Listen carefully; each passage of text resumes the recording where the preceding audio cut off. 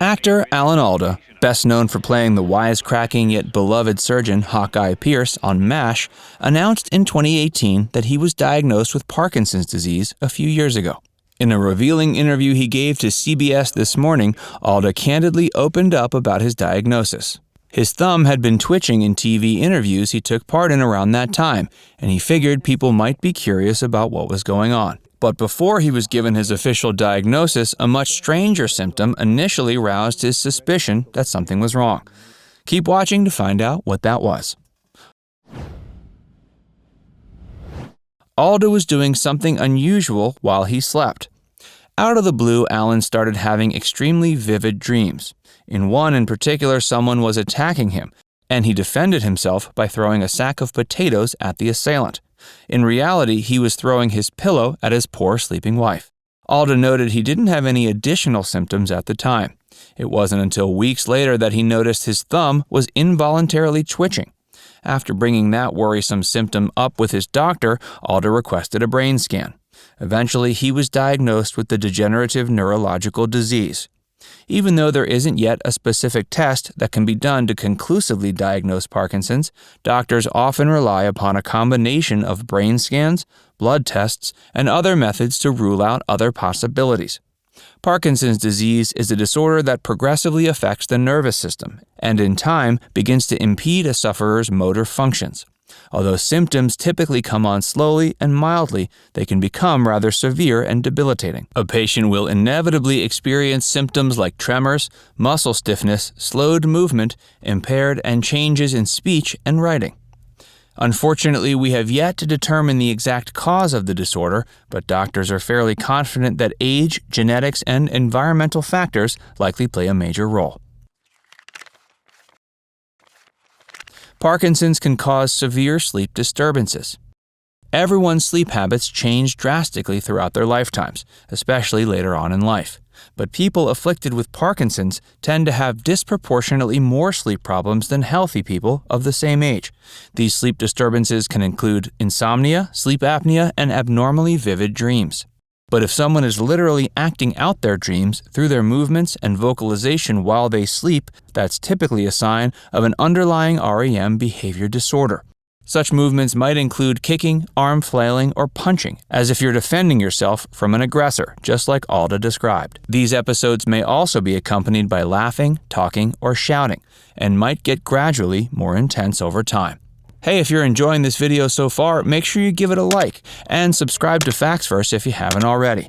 And stick around to find out which childhood experiences prepared Alda for the struggles he experienced later on. Alan Alda is a survivor. At 85, Alan Alda is a survivor. He lives with his wife Arlene at his home on Long Island. The couple has been happily married for 64 years, and apparently that late-night pillow-throwing incident hasn't put a damper on their relationship. Last year, around this time, Alan did an interview with AARP magazine in which he said he was doing just fine considering the circumstances. He spoke heavily about how he and his wife were occupying their time and tending to their mental health while riding out the storm of COVID. He shared that he and Arlene were very happy about some of the changes they had to go through. His wife was occupying her time looking for new opportunities to be creative by getting into things like painting, drawing, cooking, and playing the piano. Alan humorously mentioned he never ate so well his entire life. But this most recent pandemic wasn't the first rough patch that the former MASH star has gone through. When he was 7, he was diagnosed with polio. He had to undergo 6 months of treatments that involved scalding hot blankets being wrapped around his limbs every hour. While Alda admitted his experience was hard on him at the time, he acknowledged it was probably much harder on his parents, who couldn't afford a nurse and had to perform the procedures themselves. Decades later, Alda was diagnosed with Parkinson's. When Alda was diagnosed with Parkinson's in 2015, the first thing he did was start exercising as frequently as he could. He told People magazine when most patients find out they have Parkinson's, they get depressed, panicky, and generally speaking, don't do things to try to combat it. They sit around, cross their fingers, and hope it goes away. But it's possible to hold off some of the worst symptoms. Movement helps keep the disease progressing slowly. By engaging in activities like walking, biking, and cycling machines and treadmills, you can actually hold on to a great deal of your independence for quite some time. Alda revealed his secret to staying positive. With all the craziness of this rapidly changing world, Alda seems to think there is little point in being optimistic or pessimistic about anything. In his words, quote, "You've just got to surf uncertainty because it's all we get." Alda has long been a lover of the sciences. In 2009, he founded the Alan Alda Center for Communicating Science at Stony Brook University on Long Island. He loves to teach himself about the mysteries of the world and actively encourages others to be more curious too. From his perspective, embracing science and sharing information outside your inner circle can be life-changing for all of us. He loves to show the uninitiated the value of evidence-based approaches to seeking knowledge, the importance of trials and studies, and the sentiment that we only learn a little bit at a time. One of Alda's favorite healthy ways to combat his Parkinson's symptoms is exercising. Some of his favorite physical activities include boxing, juggling, tennis, swimming, and cycling. But perhaps one of the most strange activities he does regularly is marching to John Philip Sousa's music. Alda learned a lot from his youth. As a child, Alda's life was all about the theater. His dad, Robert Alda, was also an actor who worked in vaudeville and burlesque. Many of his childhood memories of life backstage are vibrantly colorful. One of his earliest memories was standing in the wings of the theater watching as his father sang and danced with the half-nude chorus girls. After each performance, the chorus girls would take young Alan up to their dressing room where they turned him into some kind of mascot.